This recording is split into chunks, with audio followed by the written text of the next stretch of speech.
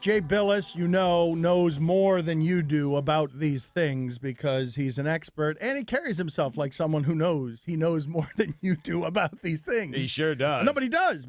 Like, if I want an understanding of what the hell's going on in the NCAA, that's a pretty good first place to start. But even if he didn't, he still conducts himself in a way where you would That's think right. that he does. That's correct. Yes. So, Jay Bilas with us now on ESPN Radio. Thank you for making the time. Can you make this bite-sized for the audience? Like, how much trouble is college basketball in? What the hell does this FBI probe mean?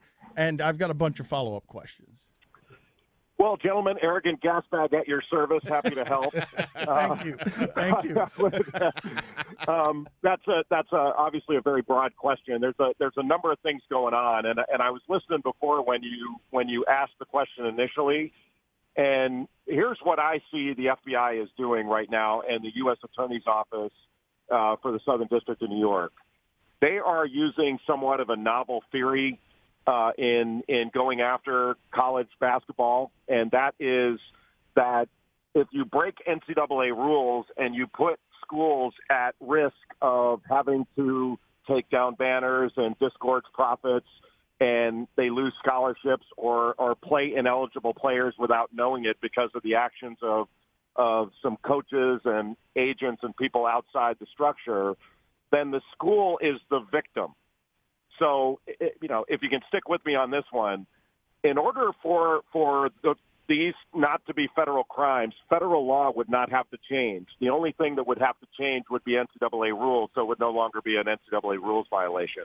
So it's sort of a novel theory that they're going under, and you could take that out even further and say that, okay, if you break an NCAA rule in any regard that puts a school at risk, that could be a federal crime. If a tutor were to give improper help on a paper and knowingly helps a player cheat, and the player knows that they're cheating, could that be a federal crime under the same theory? That would change the rules, wouldn't it? Like, it'd change the entire landscape if the FBI gets to win this. Well, it could. I mean, but there's also another aspect of it. There are 4 assistant coaches that were alleged to have taken money from agents to help steer players toward those agents or financial advisors, and that I do think is a crime, like giving false professional advice, so that a player would be steered toward an agent that could do them harm. And take their money, stuff like that. That I do actually think is a crime, but I don't believe that's a widespread issue. I do believe that, look, coaches and people on behalf of coaches have been funneling money to players in football and basketball for years. That's been going on since 1905, since the NCAA started. It has taken different forms. It's a lot more sophisticated now. I mean, we joke about this a little bit, but it's true that, you kind of harken back to the good old days of cheating when I was in college, when if you cheated, the player got the money. Now the players don't get the money. It's the people around them who are brokering the players. And it's a lot more professional now than it used to be. As a lawyer, as an expert, as someone who cares deeply about that game, can you make some kind of prognosis? How much trouble is this? I think it's significant, Dan. I mean, I think it's a lot of trouble, and we're going to see a lot of dirt thrown at a lot of different people. And I don't know how far this is going to extend. Like Mark Schlabach and Pete Thamel's recent articles that this could touch 36 programs, all that. There's a chance that other coaches are involved and have knowledge of it. Then there's also a chance that there are players who have gone to different institutions that have taken money that the coaches don't really know about. Because so much of it's flowing around. And, Dan, you know this better, at least as well, if not better than I do. The idea that this is a college basketball program and college football is out selling Girl Scout cookies and helping little old ladies across the street is kind of laughable. There's money. These games are awash in money. And we've been operating under the fiction for a million years. And it doesn't excuse it. I'm a rules guy. I believe in following rules. But the idea that we could have a multi-billion-dollar business like this with so many people making so much money, but we're going to cordon off the players and believe that they're virginal in all this is hard to fathom. Of course, this has been going on for a long time. Does it mean that everybody's doing it? Of course not. But it is I don't think it's an existential problem because we've had gambling issues and point shaving, and we've had scandal a million times before, and we're going to have scandal a million times in the future. But this one is going to hurt for a while. Jay, if I may, and this is a me problem and a clock problem, not a you problem. We've got a bunch of questions, and we're short on time, so if we could just do like 30 seconds for rat-a-tat-tat with Jay Bilas so that we can understand this better. You ready? Sure. Yep. All right, Jay, did the NCAA get it right with Louisville?